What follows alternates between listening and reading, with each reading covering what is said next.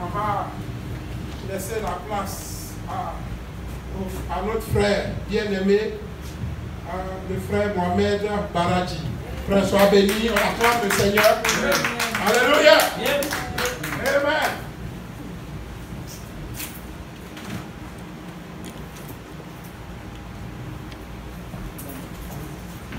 Soyez bénis.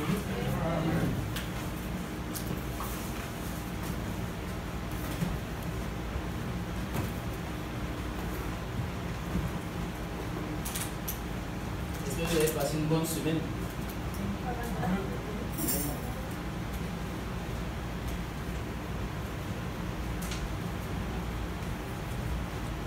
On va continuer ce qu'on avait vu la dernière fois. On avait vu Matthieu chapitre 5. Est-ce que vous avez pu relire ça à la maison? Est-ce que vous avez pu méditer un peu dessus? Est-ce que Dieu a rajouté des choses qui ont été dites la semaine dernière? Oui.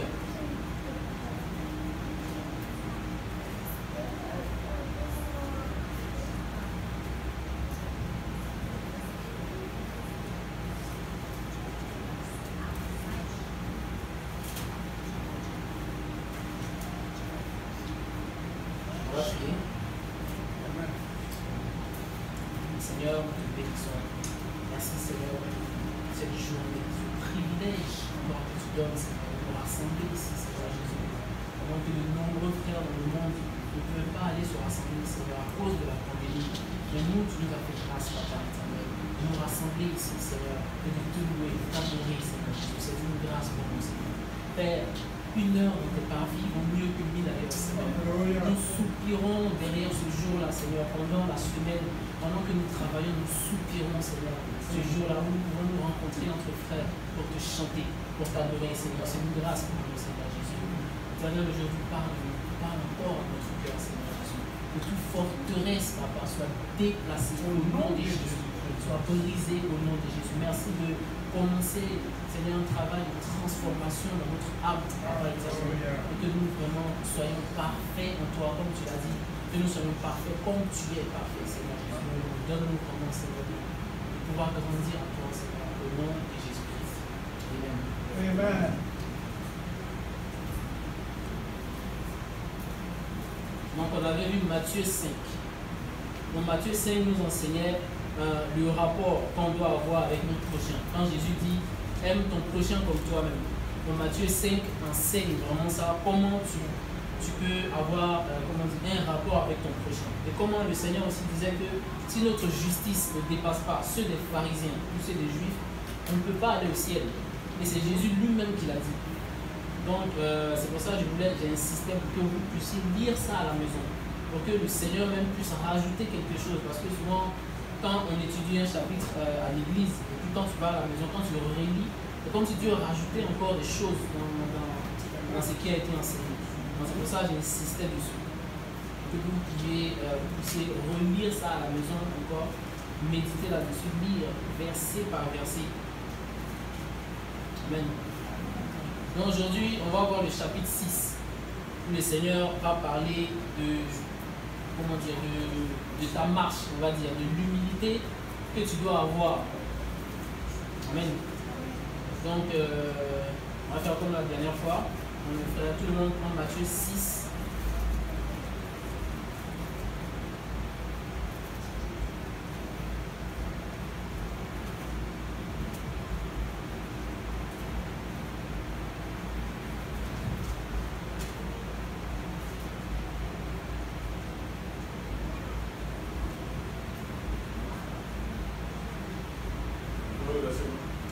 Verset 1.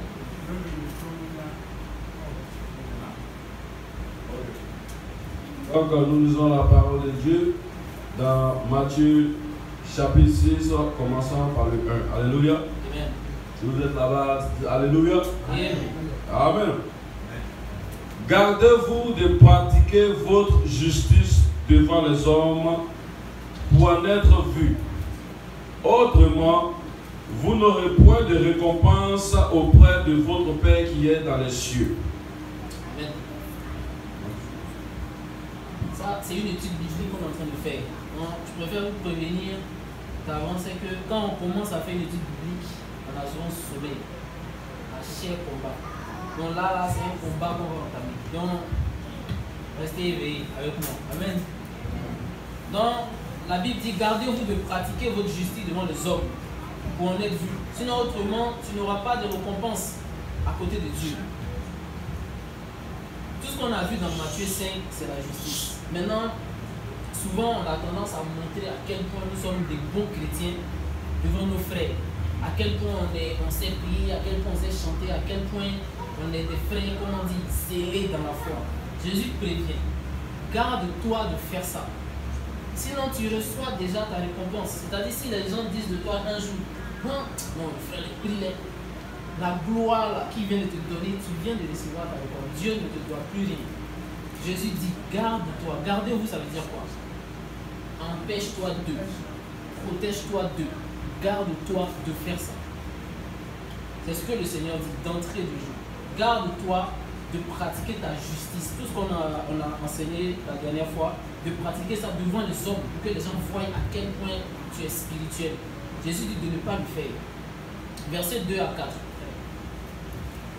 Donc, lorsque tu fais l'aumône, ne sonne pas de la trompette devant toi, comme font les hypocrites dans les synagogues et dans les rues, afin d'être glorifiés par les hommes. Je vous le dis en vérité, ils ont leur récompense. Mais quand tu fais l'aumône, que ta main gauche ne sache pas ce que fait la droite, qu'est ta droite, afin que ton aumône se fasse en secret. Et ton Père qui voit dans le secret te lui rendra. Amen. L'aumône, c'est quoi? L'aumône, c'est pas la dîme, c'est pas comment on appelle la dîme? Offrande, voilà. C'est pas offrande, c'est pas dîme. L'aumône, c'est une aide. C'est comme si tu passes dans la rue et puis il y a quelqu'un qui est dans la rue qui te demande de l'aide. Les Juifs, chaque année, ils pouvaient donner l'aumône, c'est-à-dire 10% de tout ce qu'ils ont gagné dans l'année. Ils peuvent mettre ça sur le côté pour aller donner ça à un pauvre. Que le pauvre puisse se défendre, comme on dit chez nous. Les musulmans aussi ont pris ça, ils ont mis ça chez eux. Maintenant, chez nous, les chrétiens, c'est un peu différent. On peut aider, en temps normal, on doit aider nos prochains. Mais souvent, un frère ou une soeur peut t'approcher dans l'église. Il dit, ah frère, voilà, j'ai des problèmes. Est-ce que tu peux me dépanner $100, bien $50? J'ai pas pu payer mon assurance, j'ai pas pu payer ma maison. Maintenant, souvent, quand on aide le frère, on aime dire aux gens, ah oui, le frère avait besoin d'aide. Et puis la dernière fois, c'est pas moi qui lui a donné $100, sinon, d'aller le mettre dehors, tout ça. Le fait que tu le dises, le fait que l'autre est à côté de toi et puis te dit, ah vraiment, tu es béni.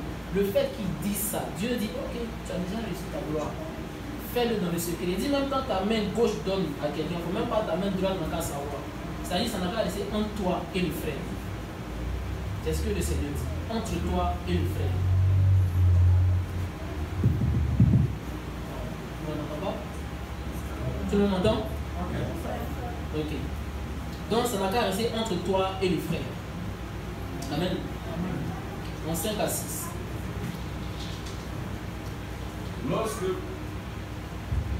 Lorsque vous priez, ne soyez pas comme les hypocrites qui aiment à prier debout dans les synagogues et au coin des rues pour être vus comme des hommes. Je vous le dis en vérité, ils ont leur récompense. Mais quand tu pries, entre dans ta chambre, ferme ta porte et prie ton Père qui est là dans le lieu secret. Et ton Père qui voit dans le secret te le rendra. Amen. Il y a des gens dans toute leur semaine, toute leur vie normale, ils n'ont pas de vie de prière. C'est-à-dire, ils vont boulot dans leurs occupations, ils n'ont pas le temps de prier. Mais quand ils arrivent à l'église, là, ils se rattrapent. Jésus dit que quand tu seras dans l'église, ou bien ne fais pas comme les Juifs. Les Juifs à l'époque, ils pouvaient rester dans la rue. Je suis parti en Israël, j'ai vu ça. Il y avait des gens derrière les arrêts de bus, ils ont des petits livres comme ça et puis ils lisent, ils prient. Ils disent, tu passes dans la rue, tu vois des gens prier, tu passes dans la rue, tu vois des gens en train de réciter la Torah. Jésus dit de ne pas faire ça, de ne pas montrer aux gens à quel point on est des grands prières, à quel point on est des grands intercesseurs. Il y a une soeur qui me disait qu'elle était partie dans une église en Côte d'Ivoire Et puis il y a un frère qui était devant, cravate, bien sapé. Puis il est en train de... Et quand il prie, on dit, il sortait le mot de dictionnaire. Seigneur, ta seigneurie, ta révélation, tout ça, tout ça. Et à la fin, il dit à la soeur, c'est comment? Viens, on sort tout ce soir, viens, allez demander quelque chose. Il est en train de draguer la soeur. Pourtant, tous les trucs qu'il fait dans l'église, quand les gens disent, waouh, quel frère, il est décédé, tu vois. Le Seigneur dit d'éviter ça. Quand tu viens à l'église, en temps normal, ici, là, on doit venir adorer, louer, chanter le Seigneur. La vie de prière, là, c'est à la maison. Mais comme le frère dit, il y a une réalité aux États-Unis, on n'a pas le temps de prier. Donc souvent, on rattrape tout ici. C'est ici on va prier que le Seigneur nous pardonne nos péchés. C'est ici on va prier que le Seigneur nous restaure. En temps normal, ça doit se faire à la maison, dans l'intimité avec le Seigneur. Et quand on vient à l'église, c'est l'adoration, adoration. C'est pour ça qu'on appelle ça culte d'adoration. On passe notre temps à louer et à chanter le Seigneur. Maintenant, si tu as des sujets de prière, tu peux aller voir les frères à côté. Et puis il y a des frères qui vont prier pour toi. Souvent, dans des églises, à la fin du culte, tu vois des gens sont rassemblés sur le côté en train de prier pour quelqu'un. Ça veut dire qu'il y a quelque chose qui s'est passé et puis on prie pour lui. Donc le Seigneur dit, quand tu arrives à l'église, ce n'est pas le temps de venir montrer que tu es le grand prieur. Et là, c'est tout en même temps. Oh, les gens disent, waouh, nous là, franchement, quelle action. Le Seigneur dit, tu reçois ta récompense. Et lui, il ne te doit plus rien. Mais quand tu veux prier, il faut que ça se passe entre lui et toi. C'est dans ta chambre que ça se passe. Le lieu secret. Il faut qu'on ait une vie de prière à la maison. Il faut qu'on ait une vie de prière à la maison. C'est important. Entre toi et le Seigneur. Ici, là, c'est culte. Amen. 9. 7 à 9? Non, seulement 9. Le 9? On s'arrête aussi, c'est 5 à 6. Non, 7. 7, ok. En priant, ne multipliez pas de vaines paroles, comme les païens qui s'imaginent qu'à force de paroles, ils seront exaucés. Ne leur ressemblez pas, car votre Père sait de quoi vous avez besoin avant que vous ne lui demandiez. Voici donc comment vous devrez prier. C'est bon, c'est bon. Il dit en priant, ne multipliez pas de vaines paroles comme les païens qui s'imaginent qu'en force de paroles, ils vont être exaucés. Souvent, on a une tendance dans les églises surtout africaines de multiplier les vaines paroles. C'est-à-dire quand on prie pour quelqu'un qui est guéri, enfin qui est malade, on a tendance à dire Seigneur, guéris, guéris, guéris, guéris, guéris au moins 15 fois. Le Seigneur dit, il ne faut pas multiplier de vaines paroles. Prie avec foi. Prière efficace, profonde, avec foi. Vous regardez, Jésus n'a jamais dit un démon 2 fois de sortir. Jamais. Tout dépend de la foi. Oui, Seigneur, bénis, bénis, bénis, bénis, bénis, bénis, bénis, bénis, bénis. Il dit c'est les païens qui font ça. Quand ils sont en train d'adorer leur fétiche là, ils vont répéter les mots pour que leur fétiche puisse les... Ne leur ressemblez pas.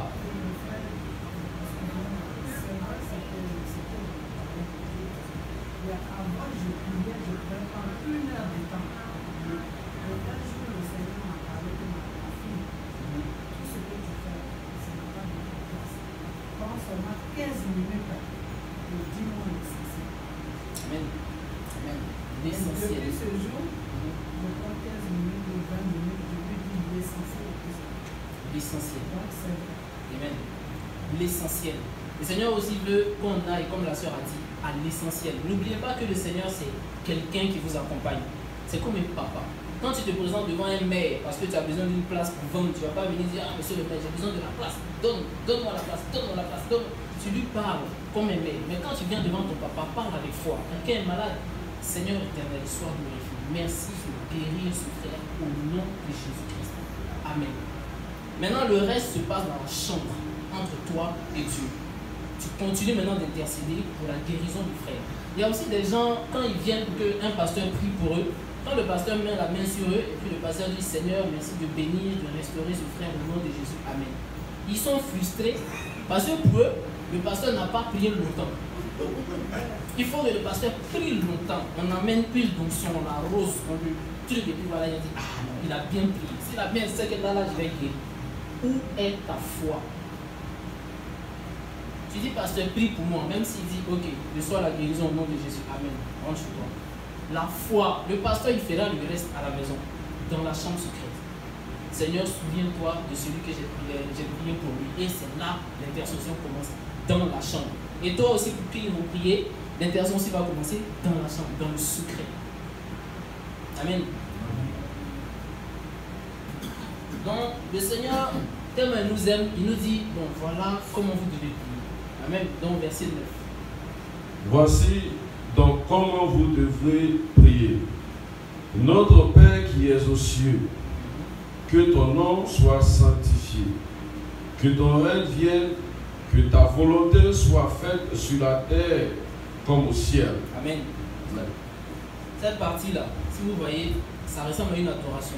Notre Père qui es aux cieux, que ton nom soit sanctifié, que ton règne vienne, que ta volonté soit faite sur la terre comme au ciel. Une prière commence par une adoration. Surtout quand tu es seul à la maison, commence à adorer, à louer le Seigneur, à chanter, chanter, chanter, chanter.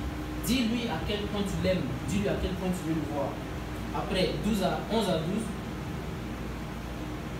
Donne-nous aujourd'hui notre pain quotidien. Pardonne-nous nos offenses, comme nous aussi nous pardonnons à ceux qui nous ont offensés. Amen. Là, c'est la supplication. Tu demandes maintenant à Dieu, donne-moi mon pain quotidien. Pardonne les offenses, pardonne les péchés, etc., etc. Supplication et intercession. Tu pries aussi pour ta famille, etc. Tous les sujets de prière que tu as, c'est là que tu donnes au Seigneur. Et maintenant, pour finir, 13. Ne nous induis pas en tentation, mais délivre-nous du malin. Car c'est à toi qu'appartiennent dans tous les siècles le règne, la puissance et la gloire. Amen. Amen. À la fin, élévation. Tu rends toute la gloire au Seigneur. Comme s'il t'avait déjà exaucé. Voilà, Seigneur, sois élevé, sois glorifié. Je te rends toute la gloire. Merci. Amen. Et puis tu te lèves, tu rentres chez toi. Ça, c'est un schéma. C'est pas la peine de réciter ça à la maison. Ça sert à rien. C'est une formule que le Seigneur a donnée pour qu'on puisse suivre. Mais est-ce que vous savez, dans cette prière-là, il y a un enseignement dedans. J'aimerais qu'on puisse détailler ça. Amen. Donc, tu vas reprendre verset 9. Voici donc comment vous devez prier. Notre Père qui es aux cieux, que ton nom soit sanctifié. Amen. Il dit, notre Père qui es aux cieux, que ton nom soit sanctifié. Ça veut dire quoi? Que ton nom soit sanctifié. La sanctification même signifie quoi?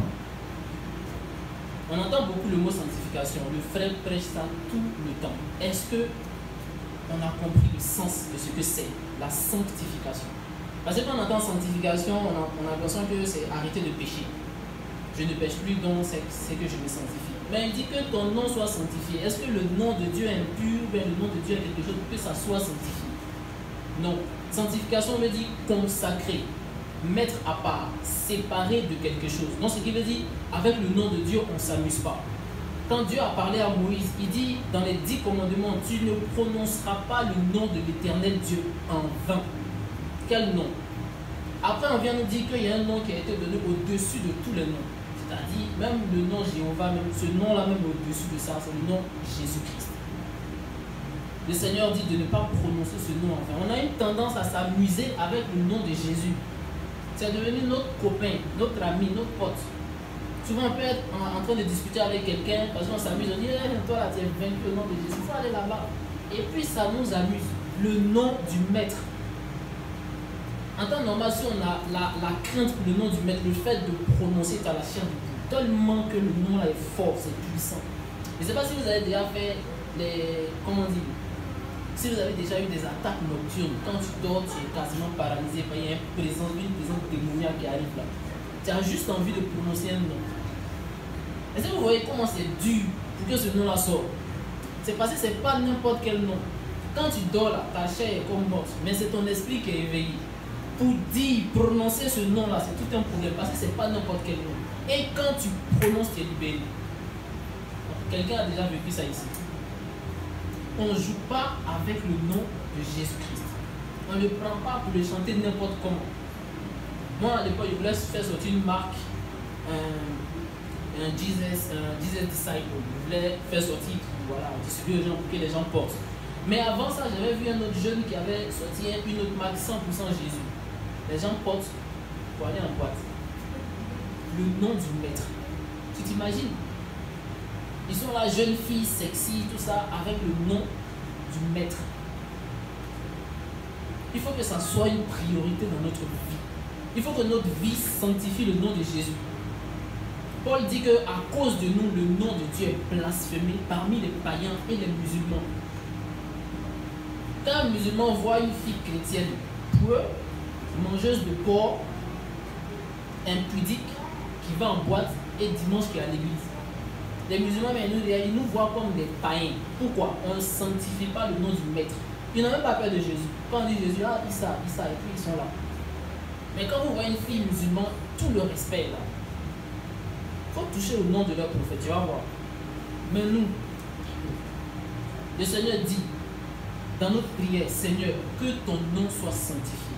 La prière vient du cœur, ça vient de ton âme. Et quand ça monte au ciel, c'est un parfum doux et agréable au Seigneur. Donc ce qui veut dire que la prière qui sort de ton cœur, il faut que toi-même tu sois comme ça. Il faut que ta vie cherche à sanctifier le Maître. Que ton nom soit sanctifié. Amen. Verset 10. Que ton règne vienne, que ta volonté soit faite sur la terre comme au ciel. Que ton règne vienne et que ta volonté soit faite sur la terre comme au ciel. La plupart des chrétiens, quand on leur demande, est-ce que tu es prêt que Jésus vienne? On est 80% à dire non, on n'a qu'à attendre un peu, on n'est pas encore prêt. Le Seigneur dit dans tes prières, il faut demander à ce qu'il vienne. Les chrétiens d'avant, là, ils espéraient le retour du Seigneur. Ah Seigneur, je suis trop vieux, j'ai mal au pied, j'ai mal au dos, je suis fatigué. Jusqu'à quand je vais attendre pour que tu viennes me donner un nouveau corps glorieux, pour que j'aille te rejoindre? Des gens s'asseyaient pour pleurer matin, midi, soir, parce que le Maître n'est toujours pas revenu. Est-ce que c'est notre cas ce matin? Est-ce qu'on soupire derrière la venue du Maître? Les Écritures du Paul disent que toute la création de Dieu, c'est-à-dire les arbres, les crocodiles, les lions, ils attendent le retour du Maître, la révélation des fils de Dieu. Les fils de Dieu, c'est les élus, ceux qui seront levés avec le Seigneur. Ils attendent la révélation de ça. Toute la création est assise et puis ils attendent ça. La planète est en train de partir, comment on dit, en cacahuètes. Les pollutions par là, les guerres par là, les marches par ici, les élections avec des guerres. Toute la création attend que Jésus vienne. Et nous, est-ce que c'est notre cas? Prends Romains 8, 19.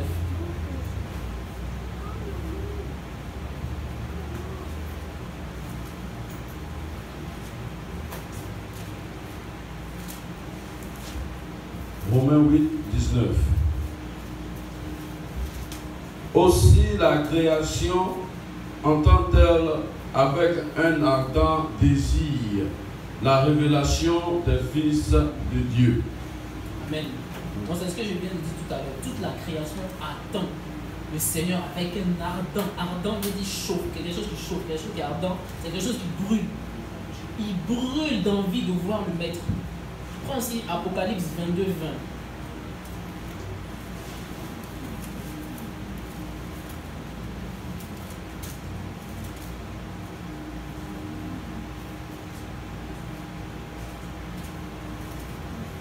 Apocalypse 22, 20. Celui qui atteste ces choses dit, oui, je viens bientôt. Amen. Viens, Seigneur Jésus. Amen. Quand le Seigneur a révélé l'Apocalypse à Jean, et puis il a dit à Jean, celui qui atteste ces choses, il a dit, moi Jésus, je viens bientôt. Qu'est-ce que Jean a répondu? Amen. Oui, Seigneur Jésus, viens. C'est tout ce que les apôtres attendaient. Depuis, Seigneur, tu viens quand? Viens, je suis épuisé, je suis fatigué, il y a trop de méchanceté dans le monde. Est-ce qu'on demande ça dans nos prières? Revenons à Matthieu 6. Est-ce qu'on demande ça dans nos prières? Est-ce qu'on dit, Seigneur, que ton règne vienne? Pour que ta volonté soit faite sur la terre, comme ta volonté est faite au ciel. Parce que ici, là, ce n'est pas la volonté de Dieu qui est faite. On le voit, on est témoin de cela. Est-ce qu'on demande le retour du Maître? Quand j'ai lu ces versets-là, je me suis demandé, est-ce que moi-même je suis converti? Est-ce que moi-même je suis chrétien? Il y a eu des gens à l'époque là-bas, il y a eu des hommes de Dieu à l'époque qui espéraient au retour du Maître. Est-ce que moi-même je suis bien converti quand je lis ces versets? Verset 11. Matthieu 6, continuons au verset 11. Donne-nous aujourd'hui notre pain quotidien. Amen. Amen. Donne-nous aujourd'hui notre pain quotidien. Ça peut être la prière pour que le Seigneur puisse te nourrir, le Seigneur puisse te donner la nourriture à manger, tout ça. Mais on va parler de la nourriture plus tard. Cette pensée, on sait que Jésus ne parlait jamais charnellement. Toutes ses paroles étaient spirituelles. Ce qui fait que les gens même ne comprenaient jamais. À chaque fois, il leur dit non, mais la chair ne sert à rien. Ce que je vous dis, c'est esprit et vie. C'est-à-dire, c'est spirituellement qu'il faut comprendre. Donne-nous aujourd'hui notre pain quotidien. Dans Matthieu 4,4, le Seigneur dit, enfin, Satan dit au Seigneur de transformer du pain pour, enfin, une pierre en pain pour manger. Jésus dit quoi? L'homme ne vivra pas de pain seulement, mais de toute parole qui sort de la bouche de Dieu. Quand tu prends les textes originaux, la partie où c'est écrit parole, il est écrit de toute révélation qui sort de la bouche de Dieu. Souvent, on peut lire la parole tous les jours. Et puis, bon, on est là, on est toujours pareil, toujours païen, toujours aussi pécheur. Les francs-maçons connaissent la Bible. Il y a des musulmans là, quand tu débats avec eux là, ils vont tenir, ils connaissent les versets par cœur comme ça. Mais ils n'ont pas la révélation. Le Seigneur dit, c'est avec la révélation qu'on se nourrit, la parole qui est ouverte. Je ne sais pas si ça vous est déjà arrivé, en lisant la Bible, vous tombez sur un passage et puis, waouh, j'avais pas compris ça comme ça. Ah ouais, c'est profond. Tous les jours tu lis, mais ce jour-là, le verset là t'a frappé. C'est-à-dire, il y a eu une révélation. La parole a été ouverte. Tu peux méditer sur ça pendant une semaine, ça te travaille. Et c'est ça qui nourrit. Quand tu lis la parole et puis ça t'est ouvert, ça t'est révélé, ça te nourrit. Et c'est ce que le Seigneur dit. L'homme ne vivra pas de pain seulement, mais de toute révélation, de toute parole qui sort de la bouche de Dieu. Donne-nous notre pain quotidien, donne-nous notre révélation quotidienne. C'est pour ça que c'est vital, primordial de lire la Bible tous les jours. Même si c'est un chapitre, prends ton temps. Tu as un petit break, tu ouvres, et puis tu prends un chapitre, Romains 1 ou Romains 2, tu lis ton chapitre, et puis après tu t'en vas travailler. Toute la journée, tu penses à ce que tu as lu. C'est ça qu'on appelle méditer. Tu repenses à ça, tu repenses à ça. Ah, qu'est-ce que le Seigneur voulait dire ici? C'est ça qui fait grandir dans la foi. Donne-nous notre pain quotidien. Amen.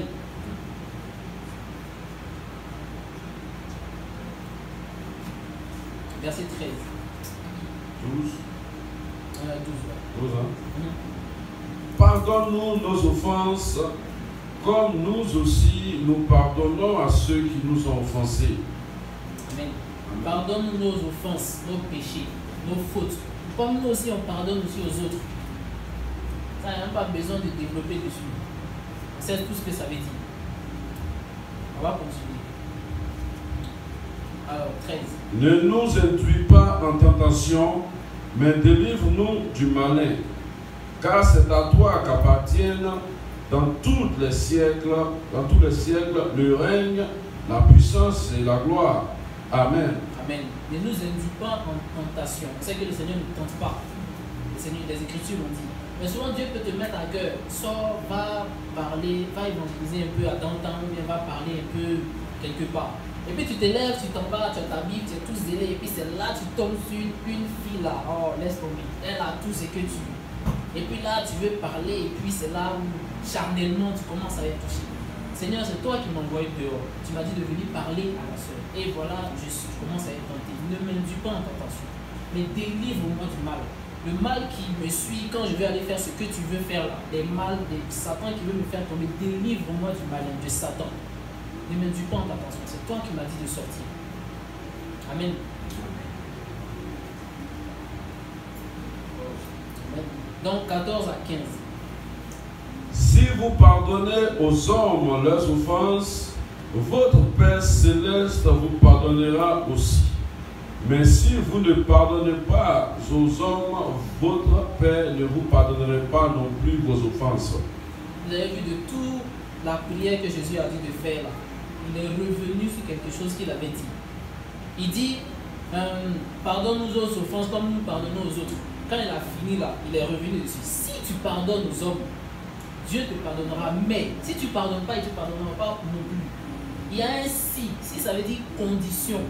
Tu vas te pardonner, réfléchis. S'il y a quelqu'un là que tu n'as pas encore libéré, que tu n'as pas encore pardonné, si tu veux être pardonné, défais cette personne-là.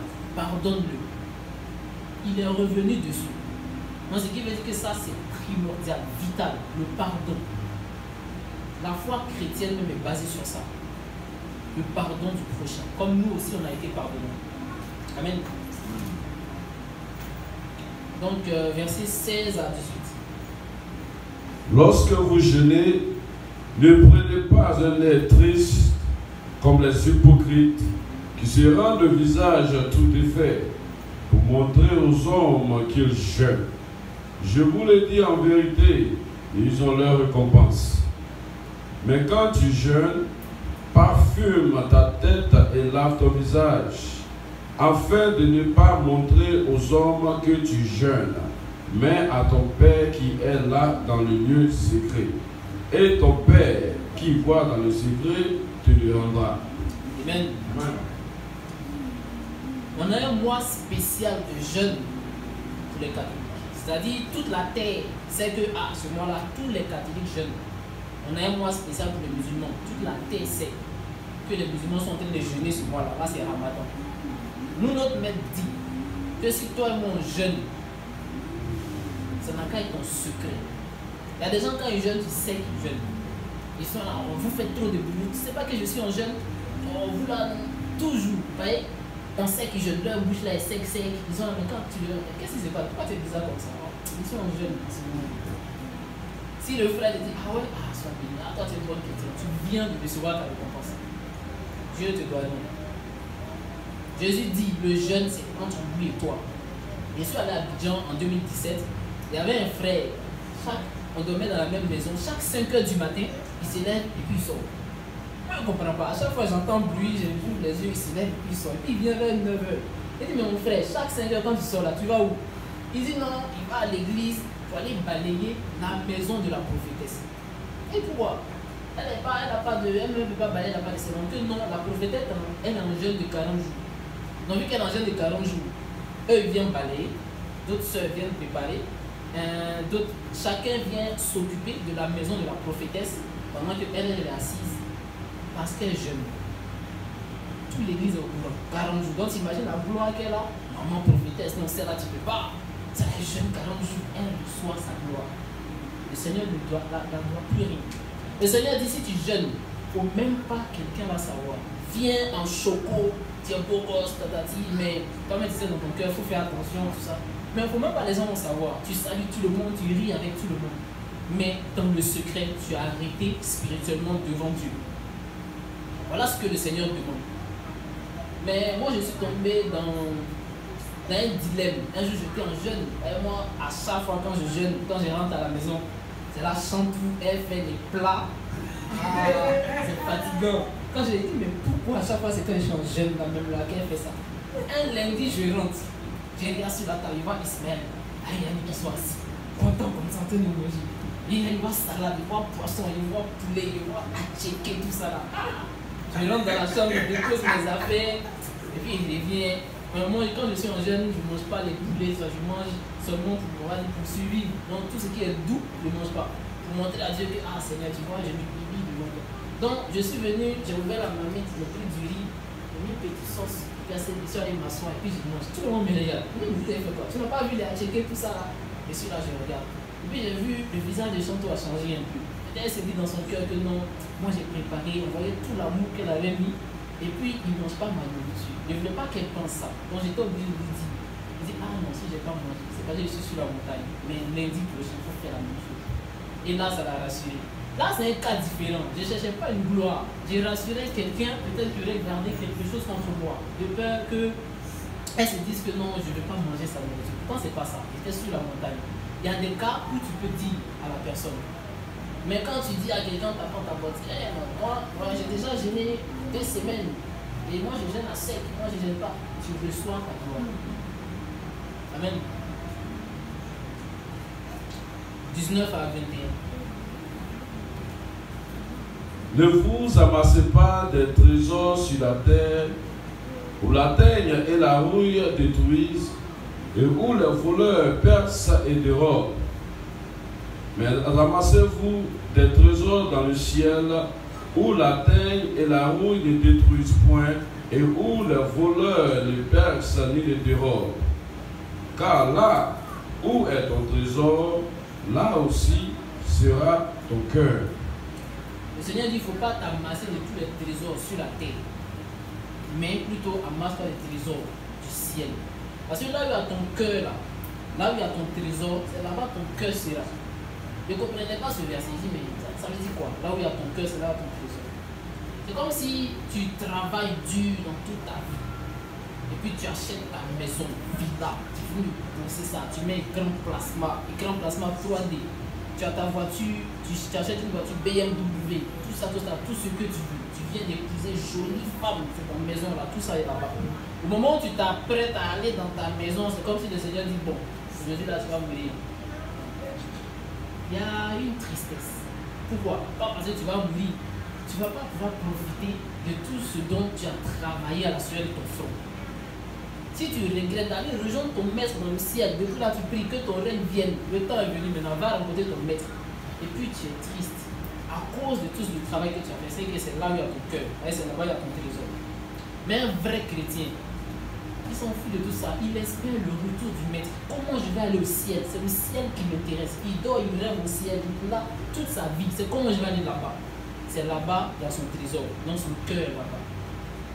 Où est ton cœur ce matin? Est-ce que ton cœur est au ciel parce que ton trésor est là-bas? Ou est ton cœur ici parce que ton trésor est ici? Souvent, quand tu as des projets de richesse et puis on dit, bon, Jésus vient demain, ou bien tu profites de ta vie un peu. On a souvent tendance en vie, ouais, j'ai envie de profiter un peu, comment on dit, de ma maison, les grands placements que j'ai payé ma vie, Jésus, t'as qu'à repousser ça un peu. On n'est pas pressé devant le maître. Ton cœur est ici parce que c'est ici à ton trésor. Si Jésus vient, chacun sera chez lui. Tu vas rester là où il y a ton cœur. Souvent, les Écritures, mélange l'âme et le cœur. C'est comme si c'était la même chose. C'est comme si le Seigneur dit là où il y a ton trésor, c'est là où il y a ton âme. Il y a un problème. Où est ton cœur ce matin? Est-ce que tu soupires que le Seigneur vienne, que tu ailles chez toi? Ou bien chez toi c'est ici? Cherchons le ciel, mes frères. Amen. 24. Nul ne... 24, oui. Nul ne peut servir deux maîtres, car où il haïra l'un et aimera l'autre, ou il s'attachera à l'un et méprisera l'autre. Vous ne pouvez servir Dieu et Mammon. Amen. Amen. Personne sur la terre ne peut servir deux maîtres. Ou tu vas aimer un, ou tu vas haïr l'autre. Souvent les Écritures poussent à l'extrême un mot pour qu'on puisse bien comprendre. Les Écritures disent aussi que si tu ne haïs pas ton frère, tu ne haïs pas ta maman ou ton papa, à cause de Jésus, tu n'es pas digne de Jésus. Ça ne veut pas dire que de détester tes frères. Le mot est poussé à l'extrême pour que tu vois à quel point c'est important. Ce qui me dit ici, tu ne peux pas, avoir deux maîtres. Tu ne peux pas avoir deux maîtres. Soit tu vas détester ou délaisser un. C'est comme si tu sors de chez toi. Ou bien un samedi soir par exemple. Un samedi soir, tu finis de travailler. Tu es chez toi. Et puis tu reçois un coup de fil. Tu sais que dimanche, le lendemain, tu vas à l'église. Maintenant, quelqu'un t'appelle. Hey frère, il y a un combo. J'ai un combo pour toi. Il y a un riche là qui déménage quelque part. Maintenant, le riche là, c'est sûr que son écran placement, il ne va pas prendre. Son fauteuil, il ne va pas prendre. Peut-être que c'est toi qui vas prendre. Et en plus de cela, il paye $30 à l'heure. Il veut que tu viennes peut-être à 8h jusqu'à 21h comme ça. Et puis, tu l'aides de déménager, mais tu donnes $30 à l'heure. Et en plus, il va te donner les choses de sa maison. Un dimanche. Tu sais que ce dimanche-là, tu dois aller à l'église. Tu sais, même si là-bas à l'église, on prêche toujours la même chose, c'est les mêmes choses, c'est les mêmes chansons, tout ça, c'est fatigant. Qu'est-ce que tu vas choisir? Tu vas te dire, oh, déménagement, de toute façon, c'est une fois seulement. Tu vas, je peux aller. L'église, c'est tous les jours. C'est important. C'est quoi tu vas choisir? Argent ou église? Tu ne peux pas choisir deux maîtres là. Tu es obligé de choisir. Choisissons d'aller à l'église. D'aller à l'église plutôt. Même si c'est une opportunité qui se présente. Mais parce que moi j'ai culte, j'irai au culte. Même si c'est la même chose. Parce que j'aime mon Dieu. Amen. qu'est-ce qu'on va choisir? Opportunité ou église? On ne peut pas avoir deux maîtres. Si tu choisis l'opportunité, c'est que tu délaisses l'autre. Et la Bible pousse à l'extrême, c'est que tu haïs l'autre. Et si tu choisis Jésus, c'est que tu haïs maman. Je vous le dis, mes frères, le Seigneur s'en souviendra. Il se souviendra de vous à cause de l'acte que vous avez posé. Amen. 25 à 26. Matthieu 6, de 25 à 26. C'est pourquoi je vous dis, ne vous inquiétez pas pour votre vie de ce que vous mangerez, ni pour votre corps de quoi vous serez vêtus. La vie n'était pas plus que la nourriture et le corps plus que le vêtement. Regardez les oiseaux du ciel. Ils ne sèment ni ne moissonnent et ils n'amassent rien dans des greniers et votre Père Céleste les nourrit. Ne valez-vous pas beaucoup plus qu'eux? Amen. Il dit ne vous inquiétez pas pour votre vie, de ce que vous allez manger, de ce que vous allez porter comme habit. Voilà le corona qui est arrivé. Ça a bousculé beaucoup de business, ça a bousculé beaucoup d'habitudes des gens. Moi je vous pose la question aujourd'hui. Qui d'entre nous, parmi cette crise-là, a passé une journée sans manger, tellement c'était dur? Qui a été mis dehors parce qu'il n'a pas pu payer son loyer? Cette parole est vraie. Moi, je le vis tous les jours. Voilà mon cousin et sa femme qui sont partis. Moi, il ne s'est pas préparé, il ne s'est rien fait. Il dit, Seigneur, sois tes mains. J'arrive dimanche, Hâte m'a tapé ma sauce préférée. Je rentre à la maison, je suis content, il met dans le frigo. Je me couche, je dors. Matin, le frère Yannick me réveille. Ah, si c'est, j'ai préparé du lit. Ok, bye. Ma semaine est faite. Cette parole est vraie. Quelle que soit la situation qui va arriver, le Seigneur dit, moi, ne vous inquiétez pas pour ça, je ferai. Tu ne vas pas manger caviar, tu ne vas pas boire champagne, mais tu vas manger à ta faim. Tu ne vas pas porter Gucci, des grandes marques, mais tu vas t'habiller. Tu ne vas pas dormir dans le villa, tout ça là, mais jamais la pluie va te taper dehors si tu marches avec moi. Cette parole est réelle. Amen. Il prend l'exemple sur les oiseaux. Il dit, regarde les oiseaux, les pigeons qui sont dehors là, ils ne savent pas travailler, ils n'ont pas de bras, ils ne savent pas travailler. Ils ne peuvent pas garder leur nourriture à côté pour pouvoir manger ça plus tard. Ils ne peuvent pas. Mais toi, tu es important qu'un oiseau devant Dieu. Si Dieu nourrit eux là, les oiseaux, et toi, de quoi tu t'inquiètes? Ah, comment il faut que j'aille travailler, il faut, et puis on est là, on court, on n'a pas le temps pour le mettre. Quand le maître a dit, pourquoi tu cours comme ça? Je suis ton Dieu ou pas? De quoi tu t'inquiètes? Les inquiétudes là, vous savez que c'est péché. Les inquiétudes, c'est péché. C'est comme si ton papa est général des armées dans un pays et puis tu as peur d'aller en prison. Ou bien tu as peur d'avoir ticket. Ton papa me dit, ta foutaise, je suis général. Et puis tu as peur de quoi? Ton papa est président de la République. Il gère le pays là, c'est lui qui l'a. Et puis tu es là, tu crains, est-ce que je pourrais aller dans cette université? Est-ce que... Et puis tu es là, tu es dans les doutes. Comment il va te voir même? Est-ce qu'il va te calculer? Il va dire, mais lui là, je suis là au lieu de profiter, et puis tu es là, tu doutes. Le roi des rois, quel est le ciel, fixe la terre et à la mer. Toi, tu es sa créature, à son image. Les lions se nourrissent, les pigeons se nourrissent, mais toi, tu crains. Tu viens t'asseoir à l'église, après tu rentres chez toi, et puis tu doutes. Hey, comment il a fait le mois qui va arriver? Ça va être compliqué. Tu pêches devant Dieu. Le frère, je ne peux pas.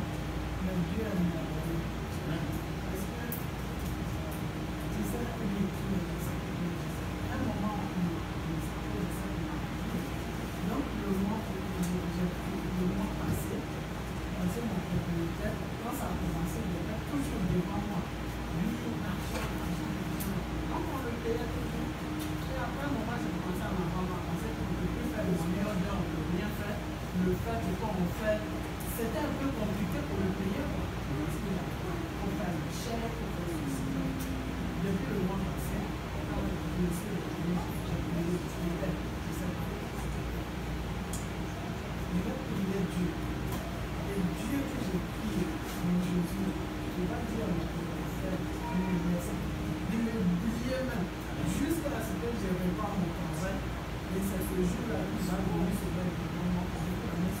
depuis le mois passé, j'ai écouté le monsieur.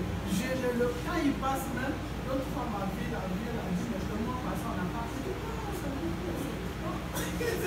Moi-même, je suis dépassé de la situation. Le monsieur, il est perdu, même je le vois même. Donc, ça veut dire que ce que Dieu dit, la parole de Dieu, ça continue toujours. Ce qui doit faire. La foi. La foi. On doit marcher par la foi. Amen. 27. Qui de vous, par ses inquiétudes, peut ajouter une coudée à la durée de sa vie? Et pourquoi vous inquiétez au sujet du vêtement? Considérez comment croissent les lits et les champs. Ils ne travaillent ni ne filent. Cependant, je vous dis que Salomon même, dans toute sa gloire, n'a pas été vêtu comme l'un d'eux. Si Dieu revêt ainsi l'herbe des champs qui existe aujourd'hui et qui demain sera jeté au four, ne vous vêtira-t-il pas plus fort raison? Jean de peu de foi. Amen. Il dit qui d'entre vous, par ses inquiétudes, peut rajouter une coudée à sa vie? Coudée, c'est cette distance-là. Qui d'entre vous peut rajouter même un jour à sa vie parce qu'il est inquiet? Quelqu'un peut me témoigner ici parce qu'il était inquiet pour quelque chose et puis il a pu rajouter, je ne sais pas moi, arranger la situation par ses inquiétudes. Personne. Personne.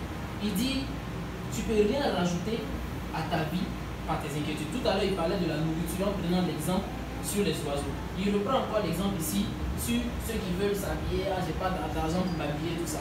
Il dit, regardez, quand tu vas dans le champ, là, les fleurs qui poussent là, c'est joli. Les fleurs, on voit même des fleurs dans notre vie, on dit, waouh, fleur là est jolie. Ça sent bon. Salomon était l'homme le plus riche de l'histoire de la terre. Personne n'a été riche comme lui avant, personne ne sera riche comme lui après, comme l'a dit le Seigneur. Salomon lui-même, dans ses beaux habits là, jamais il n'a été sapé comme une fleur. Mais si toi et moi, on achète un terrain, il y a des fleurs là-bas, et puis on coupe les fleurs là, pour les jeter dans le feu. Allez, ça c'est la vie. Et toi et moi, qui sommes mieux qu'une fleur, est-ce que le Seigneur ne va pas nous habiller? Et puis il demande, homme de peu de foi. Et là encore, c'est une histoire de foi. Où est ta foi? Si tu es inquiet pour ta vie, tu pèches contre Dieu. Dieu nous appelle à vivre en paix et de lui faire confiance. Les inquiétudes peuvent arriver. Tu peux avoir un petit stress parce que tu es dépassé. Mais va dans le lieu secret. Parle à ton maître. Explique-lui la situation. Et après, laisse-le. Il va faire. Amen.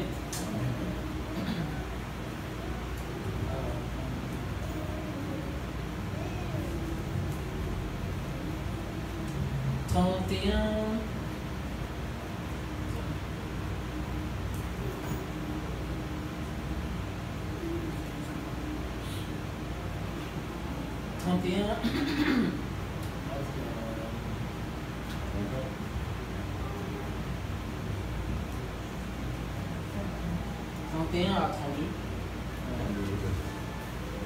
Ne vous inquiétez donc point et ne dites pas que mangerons-nous, que boirons-nous, de quoi serons-nous vêtus, car toutes ces choses, ce sont les païens qui les recherchent. Votre Père Céleste sait que vous en avez besoin. Amen. Il dit, il ne faut pas te poser la question, qu'est-ce que je veux manger ou qu'est-ce que je vais pouvoir porter comme vêtements? Parce que toutes ces choses-là, c'est les païens qui cherchent ça. Nous, on n'est plus païens. Et il fait une promesse. Le Seigneur sait de quoi tu as besoin. Lui, il sait de quoi tu as besoin. Il sait que tu dois manger, il sait. Il sait aussi que tu dois t'habiller, tu as besoin de t'habiller. Il sait. C'est les païens qui cherchent les choses comme ça. Toi, tu n'as pas à chercher tout ça. Et qu'est-ce qu'il rajoute au 33? Il dit, cherchez premièrement le royaume et la justice de Dieu, et toutes ces choses vous seront données par-dessus. C'est une promesse qu'il fait. Cherche d'abord le royaume des cieux. et sa justice. Quelle justice? C'est ce qu'on vient de voir. Cherche d'abord ça, à pratiquer ça dans ta vie, à mettre ça dans ta vie. Tout le reste là, il donne une promesse. Il va rajouter ça par-dessus. Il ne faut même pas t'inquiéter pour ça.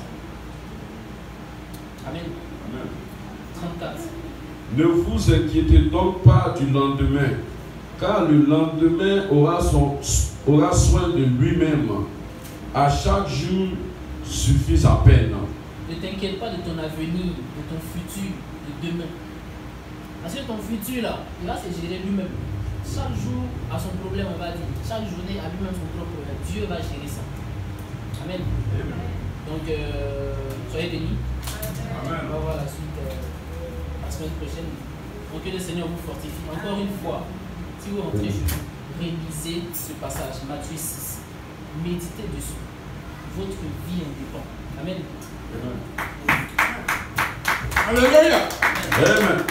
Sois béni, frère. Amen. Voilà, que le Seigneur nous bénisse. Toujours des messages d'exhortation qui nous amènent toujours à nous humilier. Voilà que l'humilité en tout. Et que ce soit dans la prière, dans tout ce qu'on recherche, que nous cherchons premièrement le royaume des cieux et sa justice. Donc, comme il a dit, la justice de Dieu, comment marcher, comment prier, comment faire, tout est établi. Vous voyez, et humilions-nous.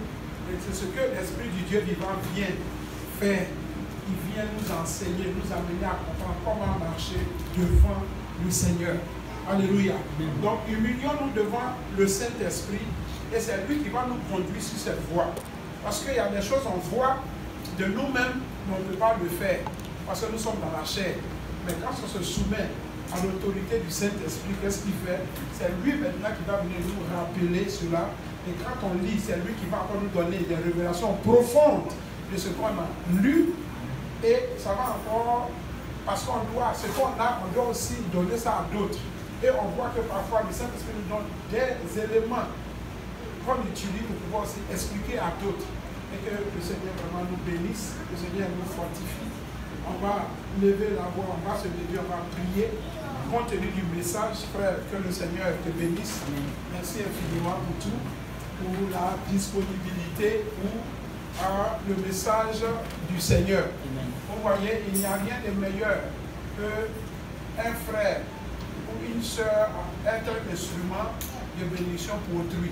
Et le Seigneur nous ramène toujours. Ce qu'il nous dit, qu'est-ce qu'il fait? Il nous ramène à la parole de Dieu. Il nous envoie à nous soumettre.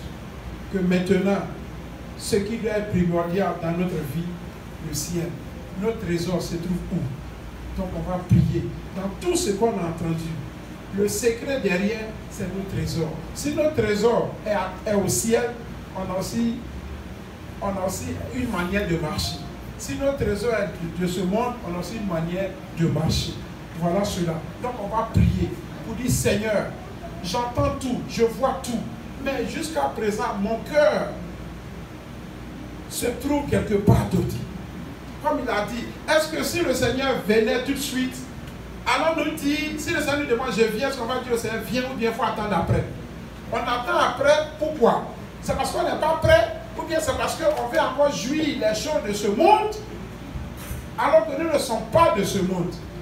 Au contraire, on doit dire au Seigneur, ici, là, nous sommes de passage, prends-moi vite pour que j'aille là-bas. Ça veut dire qu'il y a une insécurité quelque part. Il y a quelque chose qui ne va pas. Donc on va s'approcher du Seigneur, demander au Seigneur de nous aider, pour dire, voici mon cas, voici mon cœur. C'est vrai, je prie, mais jusqu'à présent, mon cœur est incliné aux choses charnelles, au désir des choses éphémères. Mais maintenant, que mon cœur se tourne à rechercher les choses du ciel. Que les choses du ciel soient mon trésor.